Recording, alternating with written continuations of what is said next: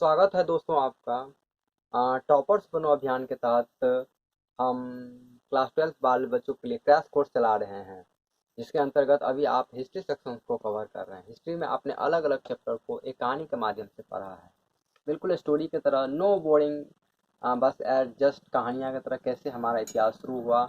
उसके तहत हमने अलग अलग चैप्टरों को, अलग अलग चीज़ों को पढ़ लिया है, जिसके अंतर्गत हमने भारतीय इतिहास के स्रोत, स्पेशली प्राचीन भारत के इतिहास के स्रोत के बारे में जाना है।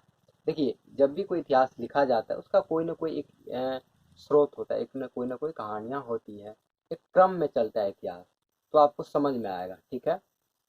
जैसे क्या आप कहानी के कोई बीच में अचानक समझ नहीं पाते हैं। आ, जैसे कोई आपको कोई कहानी सुनाए और बीच में कुछ बोल दे तो आपको पता नहीं चलेगा। ऐसे ही इसीलिए ऐसे ही आप अगर गेस्ट पेपर से पढ़ते हैं तो आपको पता नहीं चल पाता है क्या पढ़ें क्या छोड़ें। कुछ आइडिया नहीं होता है, कुछ मज़ा नहीं आता। तो इसीलिए मेरा प्रयास है, आप जो गेस्ट पेपर हमारे बिहार में स्पेशली, उसमें भी हमारे एरिया में, हमारा एरिया यानी मधुबनी डिस्ट्रिक्ट में का एरिया में स्पेशली बच्चे मनोरमा गेस्ट पेपर पढ़ते हैं। ठीक है, हमारे यहाँ मनोरमा गेस्ट पेपर 12th पर लगी है। देखिए, ये सारे लोग पढ़ते हैं हमारे यहाँ। ठीक है, मैक्सिमम लोग पढ़ते हैं, लेकिन इनको पता नहीं है इसको पढ़ेंगे कैसे। ठीक है, तो हालांकि ये अच्छा गेस्ट पेपर है, इससे अधिकतर क्वेश्चन आ जाते हैं, क्योंकि हमने पहले भी बच्चों, पिछले बैच में भी हमने बच्चों को पढ़ाया है। तो 80 90 से 100, लगभग इनफैक्ट 100% क्वेश्चन आपको मिलते हैं इससे। ठीक है, 80-90% क्वेश्चन डायरेक्ट आ जाते हैं, उसमें से आपको पूरा तो बनाना होता नहीं है। तो आज इसी के अप्रोच हम जानते हैं, ये कहानी के माध्यम से हम समझते हैं, और इसका क्वेश्चन आंसर सब्जेक्टिव ऑब्जेक्टिव, हम सब्जेक्टिव अपनी तरफ से बताते हैं, थ्योरी इसको मिला के इसका क्वेश्चन हम बताते हैं, और अपने तरफ से जो क्वेश्चन जोड़ना होता है हम उसको पढ़ा देते हैं। जैसे कल हमने वैदिक सप्ताह में आश्रम व्यवस्था के बारे में चर्चा किया था, तो आश्रम व्यवस्था आपने, इसमें क्वेश्चन नहीं है तो हमने बता दिया। इसमें ऑब्जेक्टिव ने क्वेश्चन पूछा है आश्रम व्यवस्था पे, तो हमने इसको बता दिया।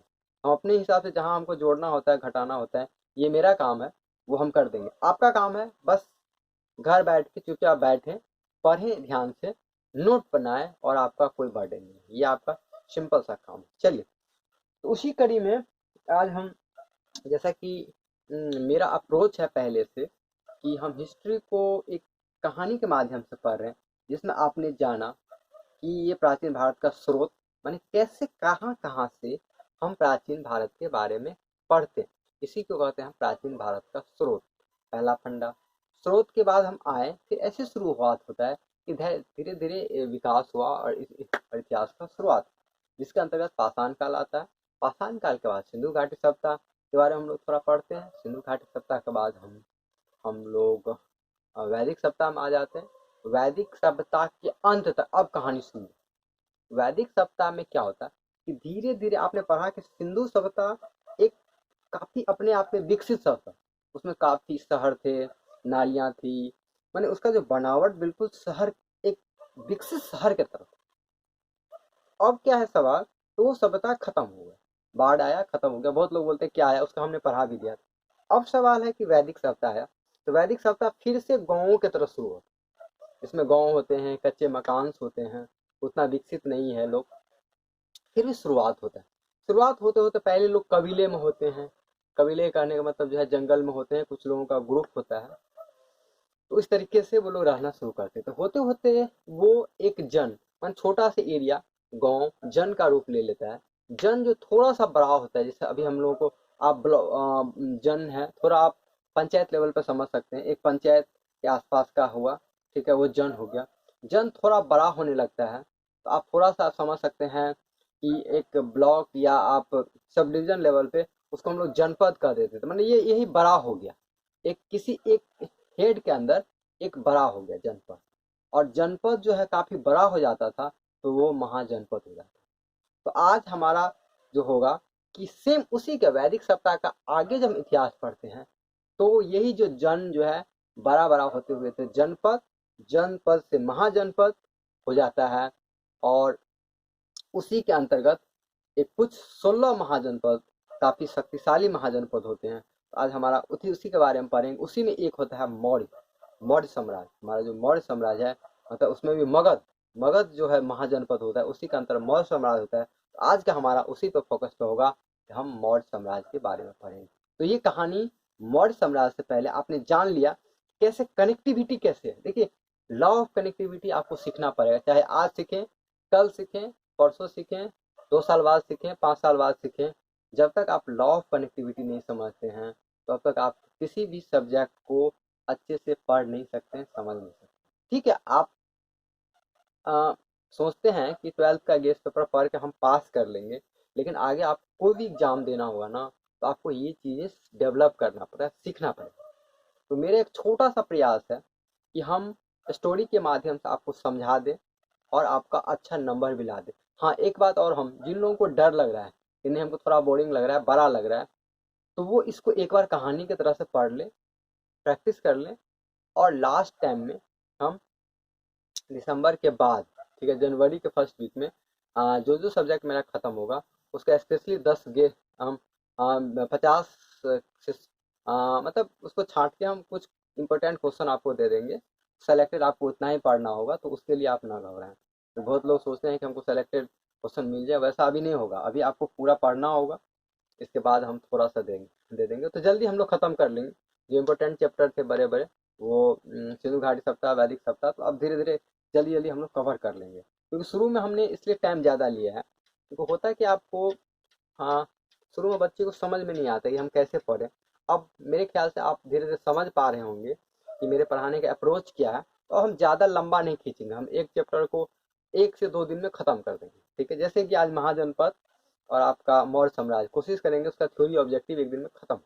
चलिए, तो अब हमारा शुरुआत होता है महाजनपद। जैसे कि हमने कहा कि वैदिक सप्ताह में जो कबीला होता है, ठीक है, वो थोड़ा थोड़ा रूप लेके जन एक तरह से सोचिए आप, गांव की तरह होता है, गांव के आकार का उसका रूप ले लेता है। जन जो है जनपद में बदल जाता है, इसके अंदर देखिए जन जो है जनपद में बदल जाता है, जनपद जो है महाजनपद में बदल जाता है। तो आप इसको क्या करेंगे, आप, हम इसको समझा देते हैं, आप इसको गौर से देखेंगे और आप बाद में इसका आप स्क्रीनशॉट लेकर आप इसी तरह से उतार लेंगे। इसमें इंपॉर्टेंट चीज याद, तो जन जो है जनपद में बदल जाता है, जनपद महाजनपद पर बदल जाता है। और उस समय समझिए कि लगभग छठी शताब्दी ईसा पूर्व में क्या होता है कि जिस टाइम में बौद्ध धर्म का, जैन धर्म का उदय होते होते होते रहता है, उसी टाइम में कि आपका छठी शताब्दी ईसा पूर्व, मैंने छठी शताब्दी ईसा पूर्व देखिए, यानी 6th सेंचुरी BC इसको बोलते हैं इंग्लिश में। छठी शताब्दी ईसा पूर्व माने ईसा से पहले की कहानी है। उस समय में क्या होता है आपका कि बौद्ध धर्म का एक इम्पोर्टेंट, बौद्ध धर्म का, ठीक है, बौद्ध ग्रंथ है, ठीक है, बौद्ध ग्रंथ है अगुत्तर निकाय। क्या है? बौद्ध ग्रंथ है अगुत्तर निकाय। तो अगुत्तर निकाय में ही इस महाजनपद के बारे में दिया गया है। तो उस टाइम में कहा जाता है कि छठी शताब्दी ईसा पूर्व में 16 महाजनपद थे। उस टाइम में 16 बड़े बड़े महाजनपद थे। मतलब एक्चुअली महाजनपद ही का मतलब होता है कि बड़ा बड़ा महाजनपद था। तो 16 महाजनपद थे। उसके अंतर ये बातें, पहला बात, ये कहाँ लिखा गया है, तो एक क्वेश्चन भी है, कितने महाजनपद? टोटल 16 महाजनपद थे।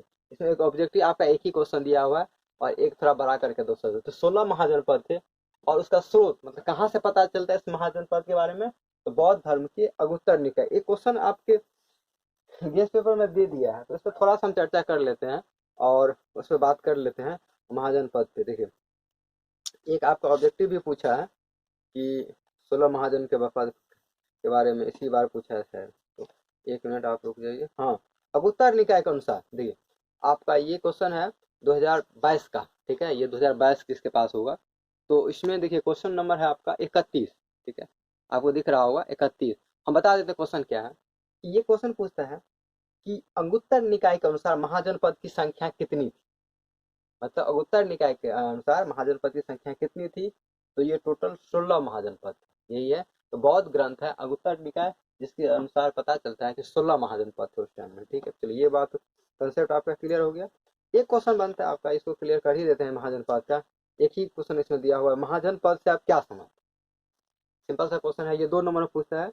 आपको 17 में भी पूछा, 2020 में भी पूछा कि महाजनपद से क्या समझते हैं। क्योंकि होता क्या है, उत्तर वैदिक काल में जिन क्षेत्रों उदय की प्रक्रिया प्रारंभ हुई, मतलब छोटा छोटा क्षेत्र उदय होने का मतलब हुआ कि अब क्या हुआ, उस क्षेत्र का जो कबीला जो हेड होता था ना, हेड, एक कबीले का जैसे हेड होगा, वो क्या हुआ, अपना विस्तार करने लगा, मार करके लड़ाई करके अपना क्षेत्र का विस्तार करने लगा। विस्तार करने के कारण क्या, उसका एरिया, उसका जो क्षेत्र जो है बड़ा होने लगा उसके कैप्चर के अंतर्गत। तो वही बड़ा होते होते क्या हुआ, जनपद, और जनपद जो है महाजनपद में बदलने लगा। छठी शताब्दी ईसा पूर्व तक आते आते बड़े राज्यों में बदल गए। इसकी प्रौढ़ता संपन्न राज्य की महाजनपद कहा गया, ठीक है। और इसीलिए उसको महाजनपद, उसमें बड़े राजा के अंडर में एक राज होता था, इसको महाजनपद कहते थे। उसके अंदर 16 महाजनपद थे उस टाइम में। कौन कौन, देखिए, काशी, कौशल, अंग, मगध, बज्जी, मल्ल, चेदी, वत्स, कुरु, पंचाल, मत्स्य, सुरसेन, अस्मक, अवंती, गंधार, कंबोज, ठीक है। इतना महाजनपद था। देखिए ये क्वेश्चन थोड़ा कठिन हो जाता है, बस आपको दिया हुआ है इसलिए हमने बता दिया, लेकिन इस तरह के क्वेश्चन से आपको बचना चाहिए। ऐसा क्वेश्चन जो रटने वाला हो तो बचना चाहिए। बस आपको अगर, हाँ, मजबूरी है लिखना हो तो बस ऐसे ही लिखेंगे। बस उसको इसमें ट्रिक ये होगा कि 16 महाजनपद पूरा नहीं लिखेंगे, बस कह देंगे कि उत्तर वैदिक काल में जो है, जो राज जो है बड़ा होने लगा और महाजनपद का निर्माण करने, मैंने छोटा छोटा कबीला जो है बड़ा बड़ा राज्य में बदलने लगा, जिसको हम लोग महाजनपद पढ़ते हैं। उसमें इंपॉर्टेंट आपका महाजनपद जैसे कि मगध साम्राज्य, ठीक है, मगध। तो हमारा जो है यही 16 महाजनपद में से एक महाजनपद था आपका मगध। क्या था आपका, ये देखिए, मगध। मगध, जहाँ पे आप अशोक के बारे में पढ़ते हैं, चंद्रगुप्त मौर्य के बारे में पढ़ते हैं, जहाँ पे मौर्य साम्राज्य के बारे में पढ़ते हैं, तो हमारा यही फोकस है कि 16 महाजनपद में से एक महाजनपद था मगध। मतलब महाजनपद बनी ऐसा कुछ बाग नहीं है जो खा लेगा। महाजनपद का मतलब ये होता था कि बड़ा सा कोई राज्य, ठीक है ना, जैसे कि आपका अपना पूरा बिहार, इतना बड़ा क्षेत्र वगैरह हुआ आपका, ठीक है ना, बिहार, ठीक है। मतलब स्पेशली बिहार उसमें नहीं होता था, आपका कुछ क्षेत्र, 5-6 एरिया मिला के जैसे एक महाजन पद हो गया, ठीक है ना। तो इस तरीके से आपका बटा होता था। बिहार तो काफी थोड़ा बड़ा हो गया, तो एक महाजन पद में उससे थोड़ा छोटा इकाई हुआ करता था आपका, ठीक है। तो ये हो गया कहानी आपका महाजन पद का। तो महाजन पद एक्चुअली बड़ा राज, इसमें आप 2-3 डिस्ट्रिक्ट कह सकते हैं, ठीक है। जैसे कि हम आपको बता देते हैं मगध, तो मगध का एरिया जैसे पटना, गया, पटना गया मिला के, यानी 2 जिला के मिला के लगभग आपका मगध हुआ करता था, ठीक है, जो बिहार में। जैसे कि अंग, अंग का क्षेत्र भागलपुर और मुंगेर जो दोनों मिला के दे, तो उस टाइम अंग हुआ, उसका नाम अंग होता था। ये इस तरह से आप समझते। जैसे कि वज्जी, वज्जी जैसे वैशाली, मुजफ्फरपुर, दरभंगा के आसपास के एरिया को हम लोग वज्जी कहते थे, जहाँ से सीता मैया जो है जहाँ से बिलोंग करती थी, सीता मैया जहाँ से बिलोंग करती थी। वैशाली जिसकी राजधानी थी, और विदय मिथिला। तो ये 2-3 बातें हैं, ये आपको समझना। उसमें से आप, इसमें से मेनली मगध पे आपको फोकस करना, 16 महाजनपद में, बाकी इसके बारे में ज्यादा पढ़ना नहीं है, तो उस पर हमारा फोकस नहीं होगा। चलिए, अब हमारा सवाल आता है कि ये मगध, अब मगध के बारे में, ये देखिए, इसके बारे में बहुत इंपॉर्टेंट है। इसके बारे में ऑब्जेक्टिव 2 नंबर 5 नंबर सारे क्वेश्चन आते हैं, तो इसको अच्छे से पढ़ें। पहला बात कि मगध क्या था। तो मगध 16 महाजनपद में से एक सबसे बड़ा, मतलब महाजनपद, उसमें सबसे शक्तिशाली महाजनपद तो मगध साम्राज्य, ठीक है। मैंने 16 जितने भी महाजनपद थे उसमें से सबसे बड़ा शक्तिशाली राज हमारा मगध साम्राज्य था। और मगध साम्राज्य हमारे बिहार के पटना के क्षेत्र के आसपास था। इसीलिए ये काफी इंपॉर्टेंट टॉपिक हो जाता है हमारे बिहार के लिए स्पेशली। इसलिए आप देखेंगे, अभी आप बहुत छोटे बच्चे हैं, लेकिन जब आप कंपटीशन का एग्जाम देंगे, जैसे कंपटीशन वाले बच्चों को मेरा जैसे क्लास चल रहा है उसमें पढ़ाते हैं कि मगध से आपके बिहार में कोई भी एग्जाम है उससे क्वेश्चन आएगा ही। चाहे आप देखिए 12th से शुरू कीजिए, आप 12th में क्वेश्चन है, ये आपका ग्रेजुएशन में क्वेश्चन है, चाहे ग्रेजुएशन के सब्सिडरी में हो, उसके मेन पेपर में हो, उसमें क्वेश्चन हो गया। इसका बिहार का कोई एग्जाम दीजिए आप, बीपीएससी से लेके दरोगा, बिहार पुलिस, एसएससी, कोई भी एग्जाम देंगे तो उससे आपको क्वेश्चन मिलेगा ही, ठीक है ना, जो हम जिस टॉपिक को कवर करते हैं, खासकर मगध समझ। चलिए, अब हमारा सवाल है कि 16, पहला बात है कि 16 महाजनपद में से एक महाजनपद था आपका मगध। तो मगध के बारे में पता कैसे चलता है? सवाल है कि मगध के बारे में पता कैसे चलता है। जैसे कि हर चीज का एक स्रोत होता है उसके बारे में। तो जैसे एक क्वेश्चन पूछा भी है, मगध का 2 स्रोतों के बारे में बताइए। तो यहाँ हम दो स्रोत का चर्चा कर रहे हैं, एक है मेगास्थनीज का इंडिका। क्या है? मेगास्थनीज। अभी कौन है बताते हैं मेगास्थनीज का इंडिका? एक चाणक्य का अर्थशास्त्र। पहले चाणक्य के बारे में पढ़ते हैं कहानी, ठीक है। पहले क्या करते हैं हम, चाणक्य के बारे में पढ़ते हैं, फिर आगे पढ़ते। चाणक्य एक्चुअली कौन था, अब सुनते कहानी, समझते। मगध पे बहुत सारा राजाओं ने राज किया, अलग अलग वंश दिए, हजारों साल तक राज चलता है। तो एक तो कोई आदमी उतना दिन तो राज करेगा नहीं। तो कहा जाता है सबसे पहले जो है संस्थापक इसका माना जाता है बृहद्रथ। माने इससे प्राचीन वंश में सबसे पहले जो जिक्र है, बृहद्रथ जो है आपका मगध साम्राज्य पे शासन शुरू किया, ठीक है। और लास्ट में हर्यक वंश का शासक जो बिंबिसार था, उसको इसको भी असली एक्चुअली ठीक ठाक रूप से जो जाना जाता है, हर्यक वंश के संस्थापक बिंबिसार को एक अच्छे राजा के रूप में माना जाता है। इसलिए आपके देखिए, आपने क्वेश्चन एक पूछ दिया है, इसलिए हम ये क्वेश्चन बता दिए। ये कंफ्यूजिंग हो जाता है, लेकिन हमने आपको इसलिए बता दिया क्योंकि यहाँ पे एक क्वेश्चन आ जाता है। देखिए, आपका ये क्वेश्चन पूछा है कि मगध साम्राज्य की स्थापना किसने की। मगध इसमें पूछता है मगध सम्राट, तो इसलिए बिंबिसार जो है ये बहुत प्राचीन है, इसके बारे में बहुत ज्यादा जानकारी नहीं मिलता है, लेकिन बिंबिसार के बारे में थोड़ा सा जानकारी मिलता है। वो थोड़ा मजबूत राजाओं में, थोड़ा स्ट्रॉन्ग राजाओं में ये बिंबिसार थे, इसीलिए मगध साम्राज्य की स्थापना इसे बिंबिसार के कहा जाता है। ये क्वेश्चन आपका, इसलिए इसका आंसर जो है ए यानी बिंबिसार हो गया है। आपका क्वेश्चन नंबर है 32। तो बिंबिसार इसलिए हमने बता दिया, लेकिन सबसे प्राचीन जो जो माना जाता था वो बृहद्रथ था। तो चलिए, ये सब कंफ्यूजन है क्वेश्चन में, ये सब इस तरह से है, इसलिए ये है। तो चलिए, ये इसका कारण हमने बता दिया। चलिए, अब हमारा टॉपिक है कि आगे, ठीक है, आगे है तो बृहद्रथ था, ठीक। अब क्या हुआ कहानी कि ऐसे होते होते होते होते होते क्या हुआ कि अंतिम मगध साम्राज्य में अंतिम शासन, जो मजबूत शासन हुआ मौर्य साम्राज्य से पहले, वो नंद वंश का नंद शासन। नंद एक्चुअली कुछ नहीं था, नंद एक वंश था, वह इसके अंतर्गत तो बहुत सारा राजा हुए। तो उसका अंतिम शासक था घनानंद, ठीक है। तो घनानंद के दरबार में विष्णुगुप्त रहते थे। विष्णुगुप्त यानी चाणक्य। चाणक्य जी महान पंडित थे। उनको कहा जाता है इन कहानी में कि उनको क्या किया, बेइज्जत किया गया। तो वो चाणक्य काफी गुस्सा हो गए, काफी नाराज हो गए, और फिर वो तलाश में निकल गए, एक अच्छे योद्धा के तलाश में। और उनको मिला चंद्रगुप्त मौर्य। उसको ट्रेनिंग देते हैं, शिक्षा देते हैं, और वही चंद्रगुप्त मौर्य घनानंद से युद्ध करके उसको जीत लेता है, नंद वंश को हरा देता है, और चंद्रगुप्त मौर्य वंश का स्थापना। क्या है, यहाँ असली कहानी यहाँ से शुरू होता है, चंद्रगुप्त मौर्य की के द्वारा मौर्य वंश की स्थापना। तो पहला क्वेश्चन कि मौर्य वंश के संस्थापक कौन है? चंद्रगुप्त मौर्य। कौन है? चंद्रगुप्त मौर्य, यानी मौर्य वंश के संस्थापक चंद्रगुप्त मौर्य। पहला क्वेश्चन आपका इंपोर्टेंट क्वेश्चन, मौर्य वंश के संस्थापक कौन है? चंद्रगुप्त मौर्य। ये है चंद्रगुप्त मौर्य। अब क्या है कि चूंकि चंद्रगुप्त मौर्य का शासन हो गया, इसके बाद अच्छे से शासन चलता गया। तो हाँ, हम स्रोत पे बात करें इसीलिए इसके बाद दूसरा स्रोत है कि मेगास्थनीज के द्वारा इंडिका लिखा गया। ये किताब है, ये दोनों इंडिका में जो है मगध साम्राज्य के बारे में लिखा गया है। मेगास्थनीज इंडिका। मेगास्थनीज एक्चुअली का कौन था कि आपका सिकंदर का मंत्री था, आपका सेलुकस निकेटर। सेलुकस निकेटर का राजदूत था आपका मेगास्थनीज। एक चीज के बारे में बता देते हैं आपको, ये इतना आपको कहानी नहीं समझना है, मत इतना समझना है इसका संबंध जो है आपका इसका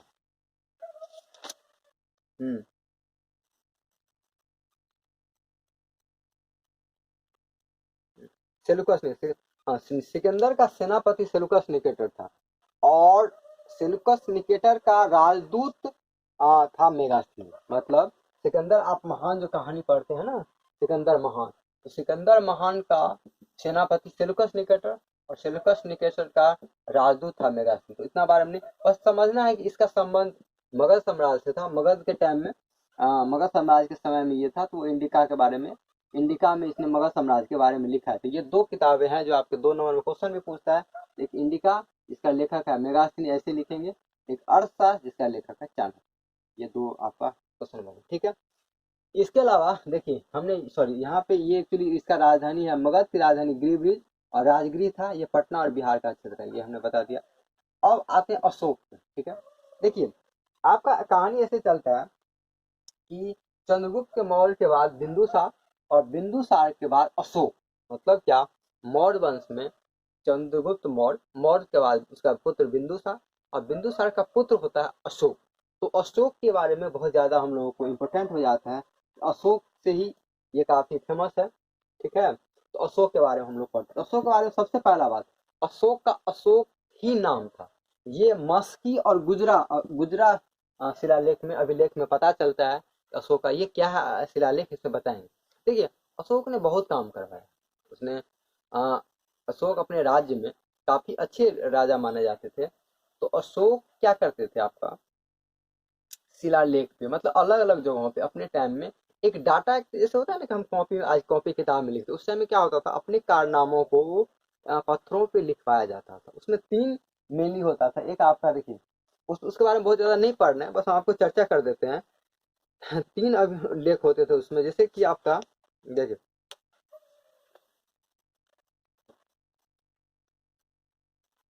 शिलालेख, स्तंभ लेख और गुहा लेख। शिलालेख होता था, पत्थरों पे लिखा जाता था। स्तंभ लेख आपका क्या होता था, वो भी पत्थर है, लेकिन वो आप शिलालेख में, सॉरी स्तंभ लेख में क्या, स्तंभ माने खंभा, जैसे आपको अशोका पिलर का आपने नाम सुना होगा, तो खंभा पे लिखा जाता था। गुहा लेख मतलब क्या होता था, गुफा के अंदर जो कुछ चीजें लिखा था उसको गुहा लेख। तो इसमें पहला ये पॉइंट आपको समझना है, ये मस्की और गुजरा अभिलेख से नाम से पता चलता है कि अशोक का नाम अशोक ही था। ठीक है, ये पहला पॉइंट। दूसरा पॉइंट क्या है आप, कि कलिंग युद्ध। देखिए, आपने अशोक के बारे में कहानी सुना होगा कि क्या होता है, अशोक अपने टाइम बहुत युद्ध करता है और बहुत सारे राज्यों को जीत लेता है, अपने राज्य को काफी दूर तक फैला देता है।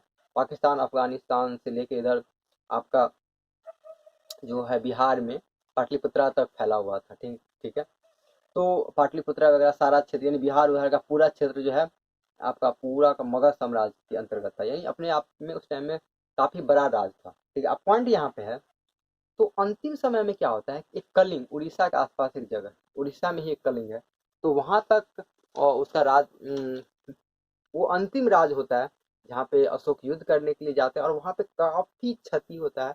काफी लोगों का, आपका ऐसे कहें कि बहुत लोगों का मृत्यु हो जाता है।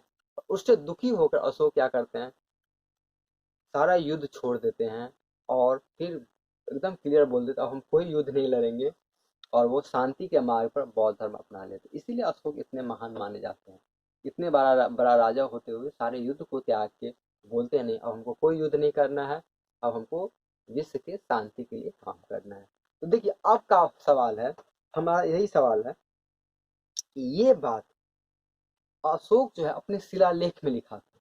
टोटल 14 शिलालेख था। शिलालेख मतलब ये बड़े बड़े जो लेख मिले हैं, सॉरी पत्थरों का लेख मिले हैं, उसमें उसमें ये वर्णित किया गया है, उसमें लिखा गया है इसके बारे में। तो उसमें 13वां, उसमें नंबरिंग किया, 1 2 3 4 5 6, हर में एक कुछ कुछ इंपॉर्टेंट चीज लिखा गया है। ठीक है, जैसे पहले शिलालेख में पशु बलि के संबंध में लिखा, पशु बलि पर निंदा किया गया, मतलब पशु बलि नहीं करना चाहिए, उसको मारना नहीं, ये।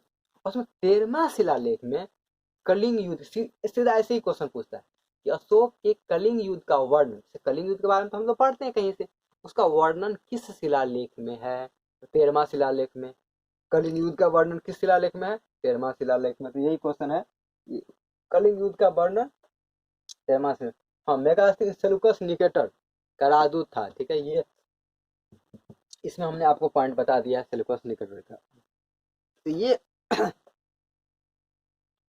कुछ इंपॉर्टेंट पॉइंट है जो आपके काम में, बाकी तो बहुत सारा चीज है, वो हम सब्जेक्टिव वाले में डिस्कस करेंगे। ये कुछ पॉइंट है जो ये आपके काम लायक। अब हम कुछ ऑब्जेक्टिव डिस्कस कर लेते हैं, उसके हिसाब से जो क्वेश्चन आएगा हम आपको बताते जाएंगे।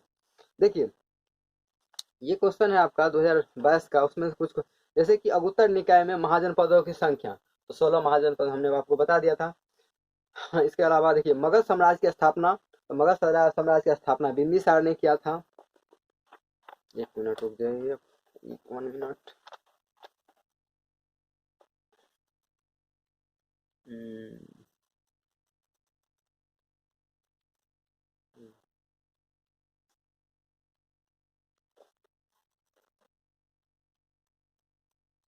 344 से 223।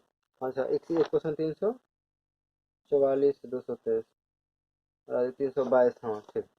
हम्म एक क्वेश्चन है इसमें कि चंद्रगुप्त मौर्य का शासन काल, ठीक है। देखिए इसमें हमने नहीं 322-23 के आसपास की बात है, यहाँ चंद्रगुप्त की कहानी है ना, चंद्र मौर्य वंश का संस्थापक चंद्रगुप्त 322, अरे सॉरी मार्कर नहीं चल रही, चलिए तो ऐसे याद रखिए। कहा जाता है 322-23 के आसपास है, ईसा पूर्व में क्या है, चंद्रगुप्त गद्दी पर बैठते हैं। तो इसका शासन काल है आपका 323 से लेकर 298 लिखा है, तो यही उसका ऑप्शन होगा डी। ये क्वेश्चन हम आपको सॉरी करना बोले, लेकिन इसमें है क्वेश्चन, तो वो कर लीजिए। मतलब चंद्रगुप्त मौर्य जो पहली बार शासन में बैठते हैं उसका समय पूछ रहा है। इस तरह क्वेश्चन जिन लोगों को याद नहीं होता है, कोई बात नहीं, एक आध क्वेश्चन आपको छोड़ देंगे, कोई दिक्कत नहीं है। बट आपका जो इंपॉर्टेंट कंसेप्ट वाला है क्वेश्चन वो याद रहना चाहिए, ठीक। देखिए अशोक किस वंश के शासक थे, देखिए आ गया क्वेश्चन कि अशोक किस वंश के शासक थे, तो अशोक मौर्य वंश का शासक था। अब देखिए इसमें वंश मतलब हम समझा दिए हैं कि अलग अलग राजाओं का वंश क्रमानुसार चलते जाता है, तो उसमें मौर्य वंश मगध साम्राज्य के ही अंतर्गत मौर्य वंश सबसे सबसे मजबूत वंश था उस टाइम में। काफी मजबूत था, मगध साम्राज्य काफी दूर तक फैला, इसीलिए इसका स्पेशली नाम लिया जाता है मौर्य वंश का। उसमें सबसे शक्तिशाली राजा हुआ अशोक, इसलिए अशोक के बारे में हम हमेशा याद रखेंगे। अशोक किस वंश का शासक था, मौर्य वंश का। अशोक किस वंश का शासक था, मौर्य वंश का। ये सब चीज नहीं भूलना, ये काफी इंपॉर्टेंट बात। इसका देखिए कल एक चीज हमने आपको आश्रम व्यवस्था बताया था वैदिक काल में। अच्छा ये क्वेश्चन वैदिक काल का है, बट हम इसलिए चर्चा कर दिए हैं कि हमने इस क्वेश्चन को देख नहीं पाए थे, बट हमने आपको कह दिया था कि आश्रम व्यवस्था क्वेश्चन कहीं पूछ देता है। जैसे इसमें ऑब्जेक्टिव में पूछ दिया था पिछले साल कि आश्रम व्यवस्था कितने प्रकार के आश्रम का उल्लेख है, ठीक है ना। तो आश्रम व्यवस्था में 4 प्रकार के आश्रम की बात करता है वैदिक काल में। इसमें आपका ब्रह्मचर्य आश्रम, ब्रह्मचर्य के बाद आपका गृहस्थ आश्रम, वानप्रस्थ और संन्यास, ये 4 आश्रम व्यवस्थाएं तो इसमें दिया हुआ है, कोई बात नहीं। तो वो इसलिए हम बता देते, जैसे मुझे जैसे लगता है क्वेश्चन काम का है तो हम आपको बता देते हैं, वो किताब में दिया हो या ना दिया हो, कोई काम हो ऐसा कोई बात नहीं। चलिए आप कुछ क्वेश्चन हम डिस्कस कर लेते हैं ऑब्जेक्टिव, जैसे कि किस शिलालेख में अशोक द्वारा कलिंग विजय का पता चलता है, सीधा ऑब्जेक्टिव क्वेश्चन। 13वें शिलालेख में, किस शिलालेख में, 13वें शिलालेख में अशोक के कलिंग युद्ध का वर्णन किया गया। शिलालेख कुछ नहीं पत्थर है, देखिए पत्थर पे क्या है ना कि पत्थर पे जो है अशोक, पहले क्या होता था खुदवा खुदवा के लिखाया जाता था। हमने आपको भारतीय इतिहास के स्रोत में पढ़ाया है शिलालेख क्या होता है, अब ज्यादा नहीं बताएंगे। पत्थर पे खुदवा के लिखवाया जाता था, उसको शिलालेख बोल देते। तो इसमें नंबरिंग किया 1 2 3 4 5 6 14 शिलालेख। इसमें 13वां शिलालेख में अशोक के कलिंग युद्ध का वर्णन किया गया है, सीधा सा कंसेप्ट। चलिए मौर्य काल कला के निमित्त से कौन, हाँ एक क्वेश्चन इसमें पूछ दिया है कि मौर्य कला का निम्न, अच्छा ये क्वेश्चन नंबर 7 है, हम बता देते हैं।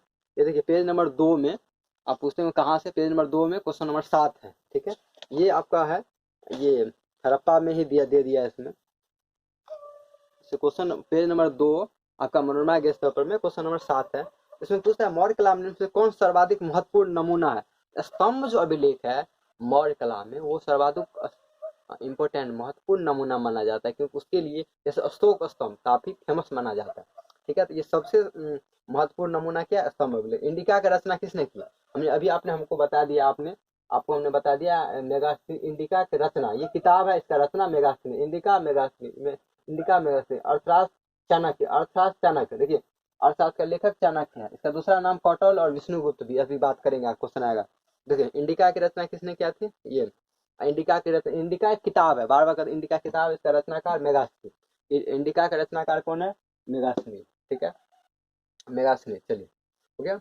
अशोक के किस वंश का शासक था, देखिए आ गया क्वेश्चन, अशोक किस वंश का शासक था, अशोक अशोक अशोक मौर्य वंश का, अशोक मौर्य वंश का, अशोक मौर्य वंश का। चलिए कौटल्य की कृति, अब आ गया क्वेश्चन कौटल्य की कृति, ठीक है, कौटल्य, विष्णुगुप्त या चाणक्य। देखिए ये क्वेश्चन पूछ देता है कौटल्य का, विष्णुगुप्त का या चाणक्य, तो इसलिए समझ लीजिए ये कंफ्यूजन समझ लीजिए। ये किताब है अर्थशास्त्र, ये बहुत फेमस किताब है अर्थशास्त्र, इसके लेखक है चाणक्य। चाणक्य का ही दूसरा नाम कौटल्य और विष्णुगुप्त है। क्या है फिर से बता देते, ये चाणक्य जो आप टीटी वाले ब्राह्मण को देखते हैं सिजलों में, वो चाणक्य है, ठीक है। वो चंद्रगुप्त के गुरु हैं, ठीक है, गुरु हैं, उनके शिक्षक है, उनके पथ प्रदर्शक है, उनके ट्रेनर, आप जो नाम कर लीजिए, उन्हीं के बदौलत जो है मगध साम्राज्य की स्थापना होती है दोबारा, और चंद्रगुप्त मौर्य जो राजा बनते। तो चंद्रगुप्त मौर्य के गुरु क्या, चाणक्य। चाणक्य का ही दूसरा नाम है कौटल्य और विष्णुगुप्त, मैंने इसका 3 नाम से जाना जाता है इतिहास में। चाणक्य, कौटिल्य और विष्णुगुप्त। उनका फेमस किताब है अर्थशास्त्र, जो उस समय के मौर्य की जो राजनीतिक व्यवस्था थी ना, उस पे लिखा गया है ये किताब। हालांकि इसका नाम है अर्थशास्त्र, लेकिन स्पेशली राजनीतिक व्यवस्था पे ये स्पेशली फोकस करता है कि राजा का कैसा स्थिति था वहाँ पे, राज व्यवस्था कैसे चलता था, उस पर यह फोकस किया गया। तो ये क्या देखिए, इसलिए अब उल्टा पूछ दिया, कभी कभी आपको चाणक्य नाम दे दिया, कहीं पे कौटिल्य नाम दे दिया, इसलिए आपको ये नाम याद रखना पड़ेगा। तो कौटिल्य देखिए, इसलिए क्वेश्चन पूछ दिया कौटिल्य की कृति। कृति मतलब होता है उनका किताब। कृति क्या है? कौटिल्य क्या कृति? अर्थशास्त्र। ठीक, अर्थशास्त्र। चलिए हो गया। क्वेश्चन है मेगास्थनी भारत किसके दरबार में आया था? हाँ, ये क्वेश्चन है मेगास्थनी। ठीक, तो मेगास्थनी चंद्रगुप्त मौर्य। देखिए क्या है कि कुछ बाहर से कुछ यात्री विदेशी यात्रियों का विवरण में आप पढ़ते हैं कि कुछ यात्री बाहर से आते हैं, ठीक है, और वो भारत में रहना चालू कर देते हैं और कुछ दिन तक रहते हैं वो भारत में। और भारत में रहने के बाद जो है उसके भारत के अलग अलग चीजों, मेगास्थनी, हाँ, मेगास्थनी कहते भारत के बारे में लिखते हैं। उसमें से एक था मेगास्थनी, जो किसके समय में आया था, कहा था किसके समय में? तो चंद्रगुप्त मौर्य के समय में आया था और मगध साम्राज्य के बारे में कहा। यही मेगास्थनी है ना, ये जो जो इंडिका लिखा है यही है। जो मेगास्थनी सिकंदर के टाइम में बाहर यूनान से आया था, और वो किसका? सिकंदर का सेनापति सिलुकस निकेटर, और सिलुकस निकेटर का राजदूत आपका मेगास्थनी था। ठीक, तो मेगास्थनी किसके दरबार में सीधा किसके दरबार में आया था? चंद्रगुप्त मौर्य के दरबार में सीधा। ठीक? हाँ, किस शासक को प्रियदर्शी कहा गया है? तो बता दें आपको कि अशोक को ही अलग अलग नामों से जाना गया है, जिसमें उसका नाम, एक दूसरा नाम प्रियदर्शी भी है। ठीक है, अशोक को अलग अलग नाम से इसका नाम प्रियदर्शी भी है। ठीक, चलिए। धम्म महापात्रों की नियुक्ति। धम्म महापात्रों की नियुक्ति, धम्म महामात्रों की नियुक्ति, इसमें क्या है एक चीज बता रहे। होता क्या है, क्योंकि हम एक कहानी आपको बताते थे। चूंकि बौद्ध धर्म, सॉरी, इसमें आपको यहाँ पे लिखना भूल गए, लेकिन बता दें। अशोक का जो आपने हम कहा कलिंग युद्ध के बाद वो सारा युद्ध त्याग देते हैं और बौद्ध धर्म को अपना लेते हैं, उसकी शिक्षा पे वो विशेष फोकस करते हैं। तो वो धर्म के महापात्रों, ठीक है, धर्म के इसमें क्या महामात्रों की नियुक्ति, महामात्र मतलब धर्म का जो कुछ पंडित मुखिया होते हैं उसकी नियुक्ति करते हैं, और धर्म की, बौद्ध धर्म के शिक्षा के लिए, किसके? बौद्ध धर्म के शिक्षा के लिए। तो इसलिए इसमें कहा गया है कि धर्म महापात्रों की नियुक्ति के विषय में जानकारी। तो ये बात 5वां शिलालेख में, यानी हमने आपको बताया था, जैसे 13वां शिलालेख में कलिंग युद्ध के बारे में वर्णन है, ऐसे 13वां शिलालेख में कि धर्म महामात्रों के बारे में चर्चा किया गया है, वह एक अशोक का शिलालेख है। तो यही है धर्म महामात्रों की। इसमें सीधा क्वेश्चन पूछा है कि नियुक्ति कौन करता है, तो धर्म महामात्रों की नियुक्ति अशोक करते हैं। कौन करते हैं? अशोक। हमने आपको पूरा कहानी बता दिया ताकि आपको याद रहे। ठीक है, हम इतना मेहनत करने के पीछे कारण है कि आपको कष्ट कम हो और आपका याद रहे और फोकस आपका बना रहे। ठीक है, अर्थशास्त्र में इंडिका के किस राजवंश के बारे में जानकारी मिलता है? अब देखो क्वेश्चन आ गया घुमा के कि दोनों शब्द पूछ रहे, अर्थशास्त्र और इंडिका के किसके बारे में पता चलता है? तो सिंपल सा बात है, मगध के बारे में। किसके बारे में? इसमें अच्छा किस राजवंश पूछा है, ठीक है ना, तो राजवंश में मौर्य साम्राज्य के बारे में। ठीक, अर्थशास्त्र के लेखक, फिर आ गया क्वेश्चन देखिए, लेकिन इस बार घुमा के दिए, इस बार नाम लिखा रही। पिछले बार हमने कहा था कि कौटिल्य की रचना कृति, इसमें पूछा है क्वेश्चन अर्थशास्त्र के लेखक कौन है? अर्थशास्त्र के लेखक कौन है? आपका कौटिल्य और चाणक्य, ये दो नाम दिया है, कौटिल्य और चाणक्य। क्वेश्चन नंबर 29 है। चलिए आप क्वेश्चन नंबर आ जाए 38 पे। ये क्वेश्चन इसमें क्या है ना कि सीरियल वाइज नहीं दिया हुआ है, हम क्वेश्चन आप इसको देखेंगे और जाके क्वेश्चन को पढ़ लेंगे, इससे बाहर आपका क्वेश्चन नहीं आएगा। लेकिन क्वेश्चन इसलिए हम सीधा क्वेश्चन पढ़ देते क्योंकि हमने आपको समझा दिया है, हम सीधा क्वेश्चन पढ़ देते हैं। मौर्य साम्राज्य के प्रथम शासक, सीधा सा प्रथम शासक कौन था? मौर्य साम्राज्य के प्रथम शासक देखिए, तो मौर्य साम्राज्य के प्रथम शासक कह लें या संस्थापक कह लें, यही बात है। मौर्य साम्राज्य के प्रथम शासक चंद्रगुप्त मौर्य। ठीक है, प्रथम शासक मतलब संस्थापक ही होता है। संस्थापक मतलब जो है पहली बार कौन जो है उस गद्दी पर बैठे तो संस्थापक बोलते। ठीक, चलिए मेगास्थनीज कौन था? तो मेगास्थनीज देखिए आ ही गया क्वेश्चन। मेगास्थनीज एक राजदूत था, सेल्यूकस निकेटर का राजदूत। राजदूत मतलब होता है एम्बेसडर। एम्बेसडर मतलब होता है कि कोई राजा किसी को अपने यहाँ और दूसरे के यहाँ भेजता है, ठीक है ना, उसको देखने के लिए, समझने के लिए, वहाँ के बारे में जानने के लिए, तो उसको हम लोग स्पेशली राजदूत बोल देते हैं। जैसे अभी राजदूत का मतलब कुछ और होता है, एम्बेसडर का मतलब मेनली होता है कि जैसे हमारे भारत का राजदूत अगर दूसरे देश में होगा तो वहाँ जाएगा और एक भारत देश का प्रतिनिधित्व करेगा, वहाँ रहेगा, वहाँ भारतीय नागरिक को कोई दिक्कत हो, समस्या हो, उसका रिपोर्ट जो है हमारे भारत सरकार को देगा। जैसे हमारा राजदूत अगर अमेरिका में है तो हमारे सारे नागरिकों के बारे में जानेगा, समझेगा और रिपोर्ट भारत देश को भेजता रहेगा। तो ये रहा आपका ऑब्जेक्टिव और थ्योरी पार्ट किसका, महाजनपद का और मौर्य साम्राज्य का, ठीक है। इससे बाहर आपके क्वेश्चन नहीं आएंगे, एक आध आएंगे भी तो आपको ज्यादा आप माइंड नहीं लगाना है, आपको क्वेश्चन छोड़ देना है, क्योंकि बहुत सारा चीज पढ़ने के लायक नहीं होता। ये इजी और सिंपल तरीका से हमने आपको जनपद से लेके महाजनपद से लेके मौर्य साम्राज्य तक कहानी सुना दिया है, ठीक है। देखिए बीच में कुछ चीजें होती है हिस्ट्री के मुताबिक कि महाजनपद के बाद बौद्ध धर्म यानी वैदिक, देखिए सुनिए, वैदिक धर्म के बाद क्या होता है ना आपका, वैदिक धर्म में कर्म कांड बढ़ जाता है तो बौद्ध और जैन धर्म का उदय हो जाता है, ठीक है, 6ठी शताब्दी ईसा पूर्व के आसपास। तो वो दो, बौद्ध और जैन धर्म छूट गया है। तो बौद्ध जैन धर्म को हम अच्छे से समझाएंगे क्योंकि उससे भी बहुत ज्यादा क्वेश्चन आता है। तो ये चूंकि महाजनपद से कनेक्टेड था, जनपद जन जनपद महाजनपद से जुड़ा हुआ था, इसलिए हमने आपको मगध साम्राज्य एक साथ पढ़ा दिया, ठीक है।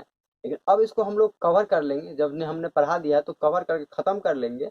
इसके बाद हम आपको बौद्ध धर्म और जैन धर्म पढ़ाएंगे, ठीक है। तो वैसे इतिहास के क्रम में बौद्ध धर्म, जैन धर्म आते हैं, इसके बाद हम लोग मौर्य साम्राज्य पढ़ते हैं, ठीक है। तो ये होता है क्रम। तो उम्मीद करते हैं आप अच्छे से समझ गए होंगे। कोई दिक्कत हो, कोई परेशानी हो तो आप कमेंट में लिखेंगे और एक सिंपल सा अप्रोच फॉलो ये करेंगे, आप नोट बनाएंगे तो आपको याद हो जाएगा, ठीक है। और जो हम क्वेश्चन बनाते हैं उसका जरूर प्रैक्टिस कीजिए, ठीक है। तो ये रहा अप्रोच आपका। तो इस तरीके से आप पढ़ते रहिए और हम आप नेक्स्ट चैप्टर में जो है नेक्स्ट दिन आपका जो है इसी का जो है अगला पार्ट लोड हो जाएगा और ये पूरा चैप्टर आपका खत्म हो जाएगा, ठीक है। तो उम्मीद करते हैं ये अप्रोच आपका अच्छा लगता होगा। आप अच्छे से पढ़ते रहिए, अच्छे से तैयारी करते रहिए और उस पर फोकस रहिए और अच्छा नंबर लाने का प्रयास कीजिए।